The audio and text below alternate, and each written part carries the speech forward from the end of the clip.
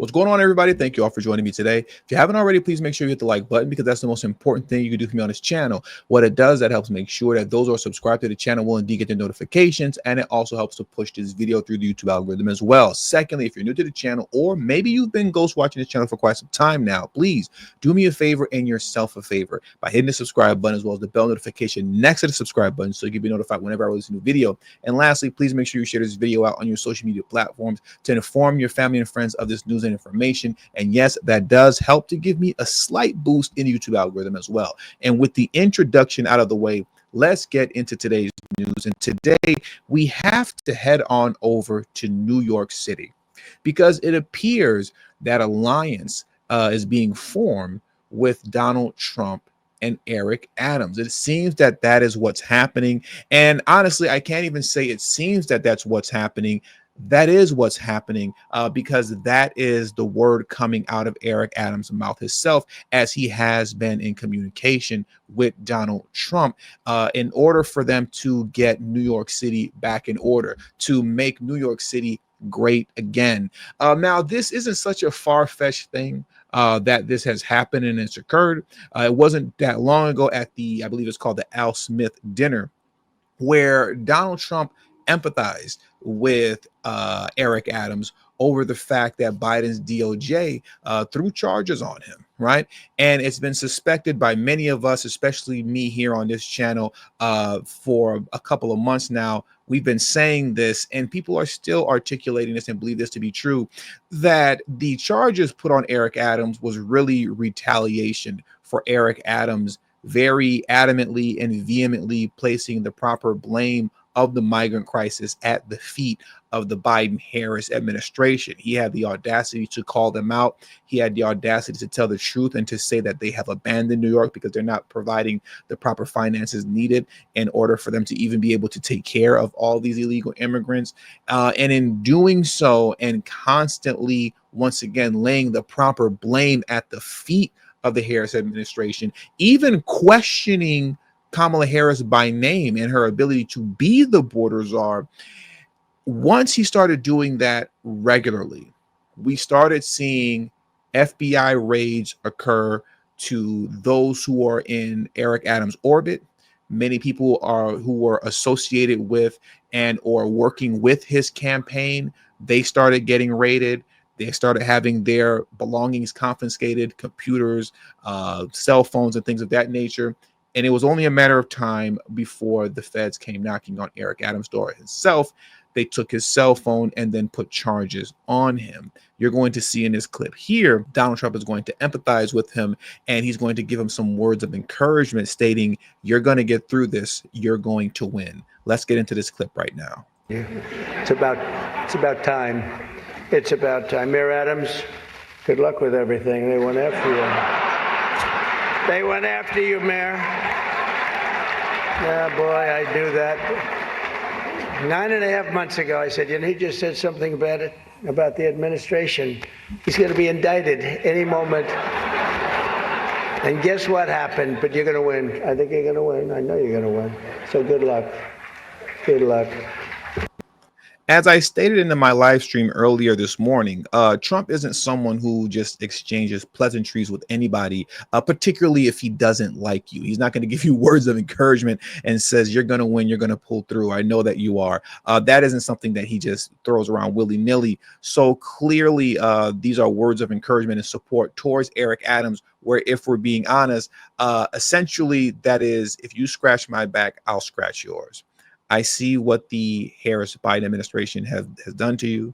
I see how they're weaponizing the justice system against you in retaliation to you speaking out against them. They've done the same thing for me, to me. If I get elected president, you scratch my back, I'll scratch yours.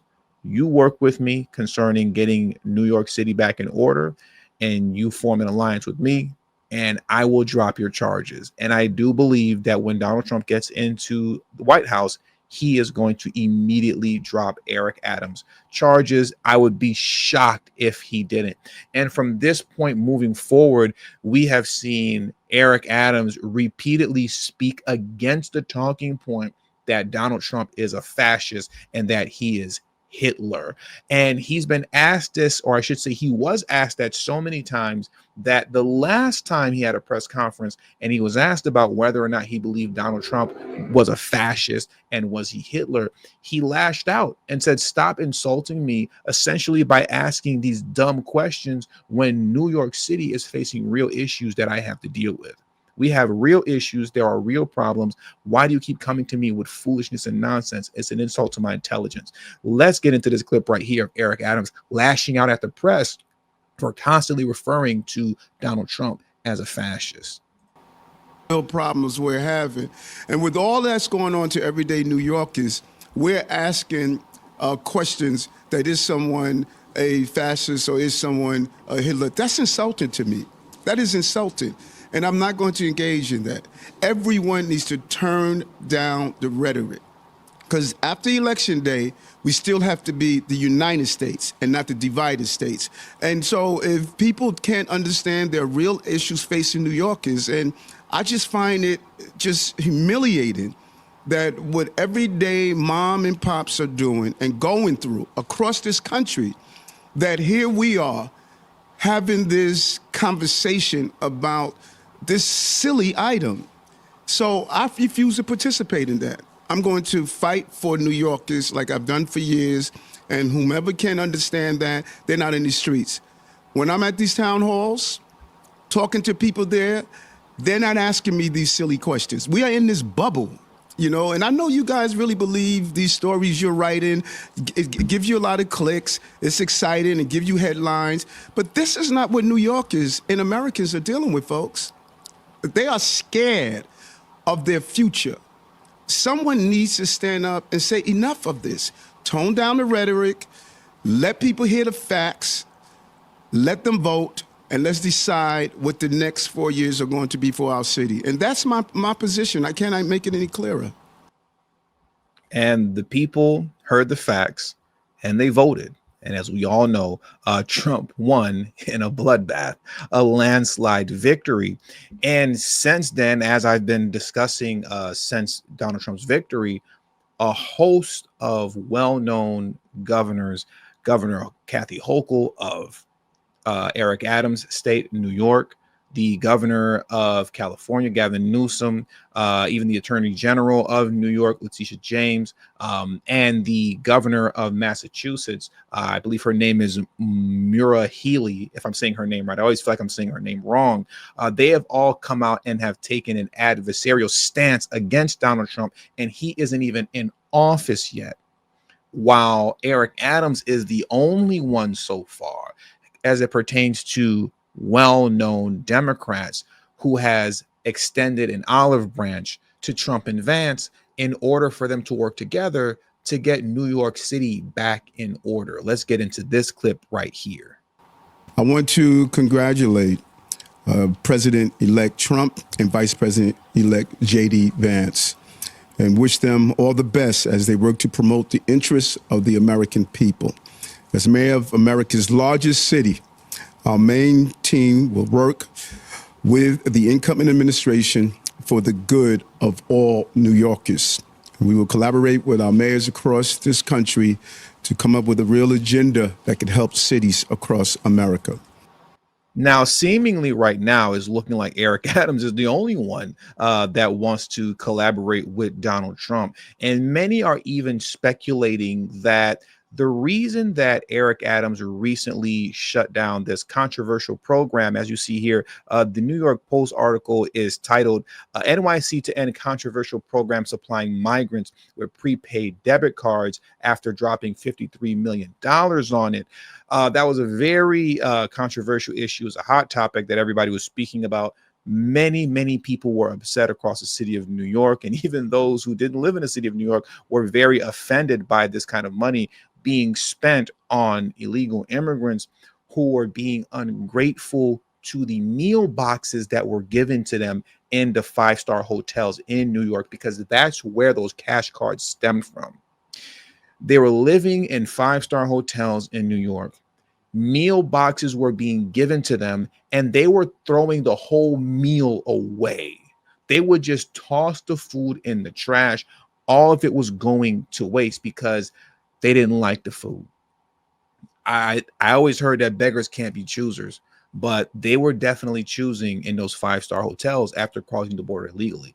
And because so much money was going to waste, because they weren't eating the food in the meal boxes, tossing them in the trash, then Eric Adams put in place this debit card program that would give them a prepaid amount of money for the illegal immigrants to go purchase food on their own. Well, that has since been canceled by Eric Adams. The contract is going to be expiring very soon. Eric Adams said he's not going to renew it. Many have speculated that it's because of his alliance with Donald Trump that this happened.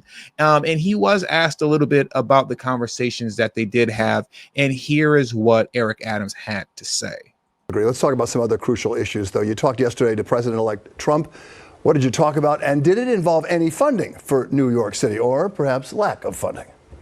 Well, I've been very consistent about private conversations. I don't go into them, but I'm clear. I'm here to fight on behalf of this city. You can't hold your breath and wait 4 years before you start bringing back those resources to the city. We have a new president, and I'm going to collaborate with his administration to deal with some pressing issues that face in our city, particularly around funding. When you look at the billions of dollars we spent with the migrants and asylum seekers, we got very little help from the federal government. And I think it's imperative that we engage on the right foot to say New York needs infrastructure, affordability, and other big ticket items.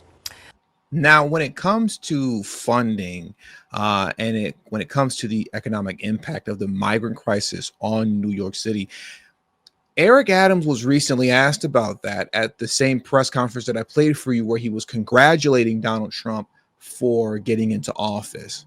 And when he was asked about whether or not he would participate in Donald Trump's mass deportation operation, and is he concerned that it would have a negative economic impact on New York City, here is what Eric Adams had to say.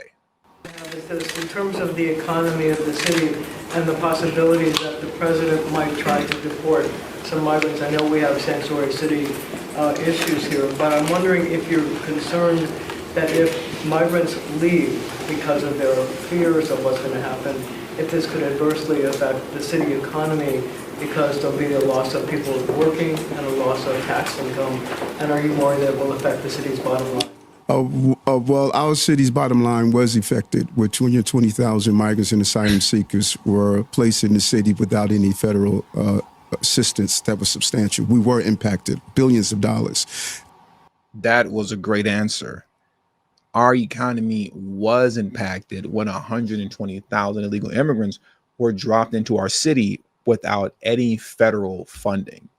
That's what negatively impacted the economy. So you're sitting here asking me, in between deportation and those who seemingly are scared to get deported, so now they're going to flee New York, are you concerned about the negative economic impact? No, they were the negative economic impact. They were the negative economic impact. So he's not really concerned too much about that at all whatsoever. And I'm pretty sure that the lines that he is now forming with Trump, he's going to get all of the funding that he needs. Now, in closing, I want to get into this next question that he was asked with, I believe it was ABC Eyewitness News, the clip that I played earlier, when they asked him about his case and whether or not him and Trump talked about it and whether or not Donald Trump will drop the charges against him. Here's what he had to say. Of the new president, do you think the Trump presidency will have an impact on your federal case? Are you hoping the charges will be dropped? We do know that he said that you were being unfairly targeted because of your criticism of the Biden administration's immigration policy. What are your thoughts on that? And have you spoken to Trump about this? No, I did not. And I've been extremely clear that I've done nothing wrong, and I have competent attorneys that are going to handle that case. My job is to do what I was elected to do, and that's fight on behalf of New Yorkers. And anyone who conflate the two just really don't know who I've been for the last 30 plus years as a public servant from police officer to an elected official. I'm going to fight and defend this city. This city deserves that, and that is what I'm going to continue to do. Trump's going to drop the charges. He's going to drop the charges. And quite frankly, he should. He should. And with all that being said, that does it for today's news. So I want to thank you all for joining me today. Please hit the like button on your way out. Subscribe to the channel if you're new to the channel. Share this video out on your social media platforms. And don't forget to follow me on Telegram and Rumble. It is extremely important that you do so. Please follow me on Telegram and Rumble. The link will be in the description box below and pinned in the comment section as well. Thank you all for your time. And until the next video, peace and have a great afternoon.